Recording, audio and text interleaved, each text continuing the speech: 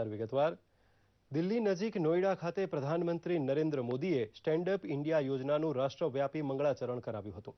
અનુસૂચિત જાતિ તથા જનજાતિ ઉપરાંત મહિલા ઉદ્યોગ સાહસિકોને સ્વરોજગાર માટે 10 લાખથી માંડી 1 કરોડ રૂપિયાનું બેંક ધિરાણ આપવાની શરૂઆત સ્ટેન્ડ અપ ઇન્ડિયા કાર્યક્રમ હેઠળ શરૂ કરાઈ હતી।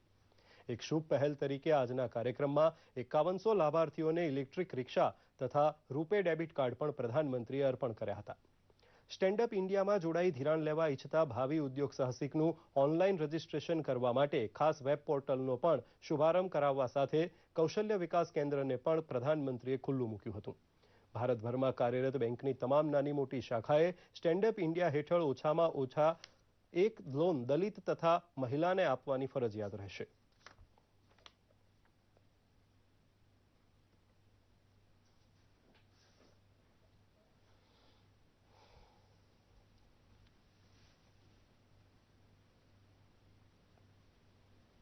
आप अपनी बेटियों को तो अवश्य पढ़ाएंगे। आप देखिए कुछ ही सालों में आपको ई रिक्शा भी नहीं चलानी पड़ेगी। आपके बच्चे आपके परिवार को नई ऊंचाइयों पर ले जाएंगे। और इसलिए इन सरकार की योजनाओं का लाभ आपके बच्चों को सबसे पहले मिलना चाहिए और वो शिक्षा के रूप में मिलना चाहिए। आप देखिए आपकी तो जिंदगी बदल जाएगी, भारत का भविष्य बदल जाएगा। होम लोन અને ઓટો લોનમાં હપ્તો ઘટે તેવા સારા સમાચાર રિઝર્વ બેંકની દ્વિમાસિક ધિરાણ નીતિમાં જાહેર થયા છે। ગવર્નર રઘુરામ રાજને જાહેર કરેલી નીતિ પ્રમાણે 6.5% રેપો રેટમાં 25 બેઝિસ પોઈન્ટનો ઘટાડો કરાયો છે, જ્યારે CRRને 4%એ યથાવત રખાયો છે, પરંતુ રિવર્સ રેપો રેટ વધારીને 6% કરી દેવાયો છે। વ્યાજ ઘટાડાનો કેટલો લાભ ગ્રાહકોને આપવાનું બેંક નક્કી કરે છે તેના પર રિઝર્વ બેંકની નિષ્ઠા ફળીભૂત થવાનો આધાર છે। આજે ફરીથી રિઝર્વ બેંકે જીડીપીનો દર 7.6% હાંસલ કરવાની આગાહી આપી છે, તો 7મા પગાર પંચની ભલામણનો અમલ શરૂ થતાં કર્મચારીને મળેલો પગાર વધારો આગામી 2 વર્ષમાં ફુગાવો 1.5% વધારશે તેવી આગાહી પણ રિઝર્વ બેંકે આપી હતી। ભારતની સૌથી ઝડપી પેસેન્જર ટ્રેનનો આજથી દિલ્હી આગ્રા વચ્ચે પ્રારંભ થયો છે। 160 કિલોમીટરનું અંતર ફક્ત 100 મિનિટમાં કાપતી ગતિમાન એક્સપ્રેસને રેલવે મંત્રી સુરેશ પ્રભુએ દિલ્હીથી લીલી ઝંડી બતાવી રવાના કરી હતી। પ્રસ્તુત છે એક અહેવાલ। દિલ્હી અને આગ્રા વચ્ચે દોડનારી દેશની પ્રથમ સેમી હાઈ સ્પીડ ટ્રેન ગતિમાન એક્સપ્રેસનું રેલ મંત્રી સુરેશ પ્રભુએ લોકાર્પણ સંપન્ન કર્યું। નિઝામુદ્દીન રેલવે સ્ટેશન પરથી અનેક રાજકીય આગેવાનોની ઉપસ્થિતિમાં રેલ મંત્રીએ ભારતની આ સૌથી વધુ ગતિએ દોડતી ટ્રેનને લીલી ઝંડી આપી હતી। આ ટ્રેનમાં યાત્રીઓને એરલાઇન્સની જેમ જ ટ્રેન સેવા મળતી જોવા મળશે। હોસ્ટેસ ઉપરાંત ફિલ્મ, સમાચાર અને કાર્ટૂન જેવી મલ્ટીમીડિયા સામગ્રીની પણ નિઃશુલ્ક સેવા પૂરી પાડવામાં આવશે। તાજના શહેરની મુલાકાત લેનારા પર્યટકોને આકર્ષિત કરનારી આ ટ્રેન 160 કિલોમીટર પ્રતિ કલાકની ઝડપે દોડશે અને 100 મિનિટમાં 200 કિલોમીટરનું અંતર કાપશે। નિઝામુદ્દીન ગતિમાન એક્સપ્રેસ બંને તરફથી શુક્રવારને બાદ કરતા સપ્તાહમાં 6 દિવસ દોડશે। આ પ્રસંગે સુરેશ પ્રભુએ મિશન સ્પીડ હેઠળ તમામ ટ્રેનોની ગતિ વધારવાની જાહેરાત પણ કરી હતી। रेल ने यह तय किया है कि पूरी रेल की जहां तक रेल चलती है हर जगह पर वो ऑर्डिनरी ट्रेन हो, एक्सप्रेस ट्रेन हो, मेल ट्रेन हो, सुपरफास्ट ट्रेन हो, सभी ट्रेन की गति बढ़ाने का हमने निर्णय किया है।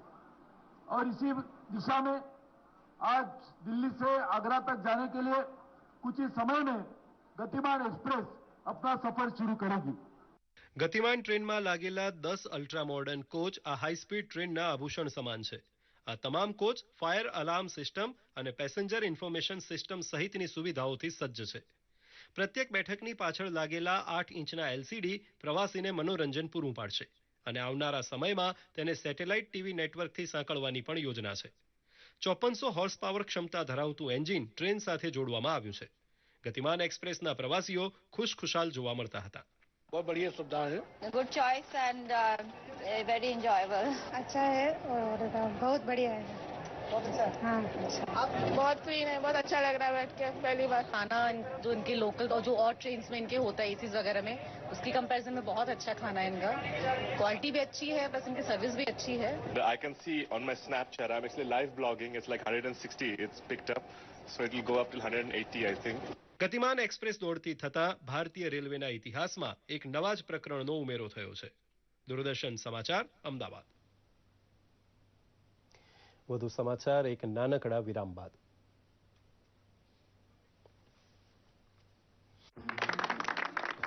अरे मेरे लिए तालियां किस खुशी में? तुम्हारी अच्छी बुक कीपिंग की वजह से बैंक ने हमारा लोन पास कर दिया है। वो कैसे? आप समूह के खर्चे बचत लेन देन का सही लेखा जोखा जो रखती हो। तुम सभी सदस्यों की पासबुक पे ठीक ठीक एंट्री करती हो और बैंक के लेन देन का हिसाब किताब रखती हो। ये तो मेरी ड्यूटी है। और ये हमारी ड्यूटी है। तालियां। NRLM का नारा, सुव्यवस्थित बुक कीपिंग तो सफल समूह हमारा। स्वच्छ भारत का लक्ष्य तभी पूरा होगा जब गांव-गांव स्वच्छ होगा। हाथ से हाथ मिलते चले, बन जाएगा कारवां, एक कदम स्वच्छता की ओर सजाएगा गुलिस्तान। राह विकास की कदम बढ़ाएं, गांव-गांव को स्वच्छ बनाएं। स्वच्छ भारत, एक कदम स्वच्छता की ओर। મુખ્યમંત્રી શ્રીમતી આનંદીબહેન પટેલે ગુજરાત રાજ્ય વીજ નિયમન પંચ GERCના નવા વરાયેલા અધ્યક્ષ શ્રી આનંદ કુમારને આજે હોદ્દો અને ગુપ્તતાના શપથ લેવડાવ્યા હતા. આ પ્રસંગે ઉર્જા રાજ્યમંત્રી ગોવિંદભાઈ પટેલ, મુખ્ય સચિવ શ્રી GR આલોરિયા, મુખ્યમંત્રી શ્રીના મુખ્ય અગ્ર સચિવ શ્રી કૈલાસનાથન, અગ્ર સચિવ શ્રી S અપર્ણા, અગ્ર સચિવ શ્રી ગુલાટી તથા GERCના સભ્યો પણ ઉપસ્થિત રહ્યા હતા. ગાંધીનગર નજીકના જાખોરા ગામે રૂપિયા 127 લાખથી વધુ રકમના અનેક વિકાસ કાર્યોનું ખાતમુહૂર્ત સાંસદ પરેશ રાવલના હસ્તે યોજાયું. ત્યારે પરેશભાઈની એક ઝલક પામવા માટે આજુબાજુના અનેક ગામના લોકો એકઠા થયા હતા. સાંસદ આદર્શ ગ્રામ યોજના હેઠળ જાખોરા ગામને દત્તક લેનાર સાંસદ પરેશ રાવલને ચોખ્ખાઈની જાત તપાસ માટે ગામની પગપાળા મુલાકાત પણ લીધી હતી. જાખોરા ગામે આપેલા ઉમળકા ભર્યા આવકારનો જવાબ આપતા પરેશભાઈએ નમ્રતા દાખવી હતી કે પોતે તેમના માટે કશું કરી નથી રહ્યા, પણ વિકાસ કામ નિમિત્તે તમારું છે એ તમને પાછું આપી રહ્યા છીએ. ગુજરાતની જીવાદોરીનું બિરુદ જેને મળવાનું હતું તે નર્મદા યોજનાનું બાંધકામ શરૂ થયે આજે 55 વર્ષ પૂરા થયા અને 56મું વર્ષ બેઠું. ગુજરાતની તરસ छिपावવાની ક્ષમતા ધરાવતા સરદાર સરોવર પ્રોજેક્ટને પ્રધાનમંત્રી મોદી જેટલી ખ્યાતિ જ્વલ્લે જ કોઈકે અપાવી હશે. પૈસાની અછત, પર્યાવરણવાદીના આંદોલન, પાડોશી રાજ્યોની આડોડાઈ અને વિસ્થાપિતોની દાવા અરજી જેવા અનેક વિઘ્નના આટાપાટામાં અટવાયેલી આ યોજનાને હવે મોદી સરકારના હાથે પૂરી થઈ છૂટકો. ગુજરાતની જીવાદોરી સમાન નર્મદા યોજનાનો વિચાર મૂળ તો મુંબઈના જમશેદજી વાછા નામના પારસી ઇજનેરને ફેબ્રુઆરી 1947માં આવ્યો હતો. ત્યારે તે સમયના વડાપ્રધાન સ્વર્ગીય પંડિત જવાહરલાલ નહેરુને મળી સરકારમાં આ પ્રોજેક્ટ રજૂ કર્યો, જે 14 વર્ષ બાદ એટલે કે 5મી એપ્રિલ 1961માં અમલમાં આવ્યો અને ખાતમુહૂર્ત જવાહરલાલ નહેરુના વરદ હસ્તે થયું. સેંકડો ઇજનેર અને હજારો કારીગરોના પુરુષાર્થથી ડેમ તારીખ 31 ડિસેમ્બર 2006 સુધીમાં 121.92 મીટરે પહોંચ્યો હતો. ઓક્ટોબર 2014માં વડાપ્રધાન મોદી સરકાર દ્વારા મંજૂરી મળવાથી કામ વેગવાન બન્યું અને ત્યારથી અત્યાર સુધી નિર્વિઘ્ને નર્મદા ડેમનું કામ ચાલી રહ્યું છે. ત્યારે હાલમાં ડેમના 30 દરવાજા તેના પર લગાવવાના છે. તે સમયે નર્મદા નદીને ડાયવર્ઝન આપ્યું. તે સમયે ઘણા અધિકારીઓ, કર્મચારીઓ એ કામગીરી કરી અને એ સમયે જે આનંદ હતો તેના કરતાં 4 ગણો આનંદ આજની તારીખે ડેમ પૂર્ણતાના આરે છે અને દરવાજાના કામ પૂર્ણ થવાના આરે છે, જેથી તે ઘણો તે થાય છે. નર્મદા યોજનાના કારણે વીજળી, પીવાના પાણી અને સિંચાઈના પાણી માટે ગુજરાતભરની માંગ સંતોષાશે. ડેમની કામગીરી પૂર્ણ થતાં પાણીની સંગ્રહ શક્તિ 3 ગણી વધીને 4.75 મિલિયન એકર ફૂટ થશે, જેના પરિણામે વીજ ઉત્પાદનમાં કુલ 1450 મેગાવોટનો ફાયદો ગુજરાત અને મહારાષ્ટ્રને થશે. નર્મદા યોજના થકી ગુજરાતભરના 9633 ગામડા અને 133 ગામોને પાણી પૂરું પાડવાનું આયોજન છે. રાજ્યમાં નર્મદા સિવાયના નાના મોટા જળાશયોની સંગ્રહ શક્તિ 15,000 મિલિયન ઘન મીટર છે. આ કામગીરી હવે 30 ગેટની પૂરી જોશમાં ચાલી રહી છે અને એની સમયાંતરે સમીક્ષા માનનીય CM સાહેબ કરતા રહે છે. સાથોસાથ જો સ્ટેચ્યુ ઓફ યુનિટી અહીંયા સાકારિત થઈ રહ્યું છે એ પણ સરદાર ડેમ સાથે પ્રવાસન ધામ નર્મદા જિલ્લામાં વિકસવા ખૂબ ઉપયોગી બનશે અને આ જિલ્લાને એનો મોટો લાભ થશે. આજે 56મા વર્ષમાં પ્રવેશ કરતી સૌથી મોટી પરિયોજના હવે અંતિમ તબક્કામાં છે ત્યારે એમ ચોક્કસ કહી શકાય કે આ યોજના અને સાથે જ વિકસતા પ્રવાસધામ તરીકેની મહત્વાકાંક્ષી યોજના સ્ટેચ્યુ ઓફ યુનિટી દ્વારા નર્મદા જિલ્લાનું નામ દેશ જ નહીં પણ દુનિયાના ફલક ઉપર પણ ગાજતું થશે. દૂરદર્શન માટે નર્મદાથી જયેશ દોશીનો ખાસ રિપોર્ટ. વ્યારા નજીક કાસદ ગામ પાસે નીઝરથી અમદાવાદ જઈ રહેલી એસટી બસ પુલ પરથી નહેરમાં ખાબકતા 45થી વધુ મુસાફરો ઘવાયા હતા. વહેલી સવારે બનેલી આ ઘટના બાદ તમામ ઇજાગ્રસ્તોને પાણીમાં ફસાયેલી બસમાંથી બહાર કાઢી 108ની મદદથી સારવાર માટે વ્યારાની હોસ્પિટલમાં લઈ જવાયા હતા. ઘટનાને પગલે સ્થાનિકો અને રાહદારીઓ પણ બચાવ કામગીરીમાં જોડાઈ ગયા હતા. રાત્રે વરસાદી છાંટા પડવાને લીધે રસ્તાઓ ભીંજાયેલા હોવાથી આ બસ અચાનક જ વળાંક લેતા પલટી મારી ગઈ હતી. લગભગ 15 ફૂટ ઊંચાઈએથી નીચે ખાબકેલી બસના કંડક્ટરના બંને પગ સીટ વચ્ચે ફસાઈ ગયા હતા, જેને ભારે જહેમત બાદ બહાર કઢાયો હતો. જોકે ડ્રાઈવરની કોઈ ભાળ મળી નથી. ઇજાગ્રસ્તોમાં 5 જેટલા મુસાફરોની હાલત ગંભીર હોવાનું જાણવા મળ્યું છે. ગુજરાત સહિત દેશભરમાં 11થી 30 એપ્રિલ દરમિયાન યોજાનારા રાજ્યવ્યાપી મતદાર યાદી શુદ્ધિકરણ કાર્યક્રમની તૈયારીઓ જોરશોરથી ચાલી રહી છે. જામનગર જિલ્લામાં આ કાર્યક્રમ અંગે જિલ્લા કલેક્ટર આરજે માંકડિયાએ ધારાસભ્યો, રાજકીય પક્ષો અને સામાજિક સંસ્થાઓના આગેવાનો સાથે બેઠક યોજી જનજાગૃતિ કેળવવા માટે સહકાર માંગ્યો હતો.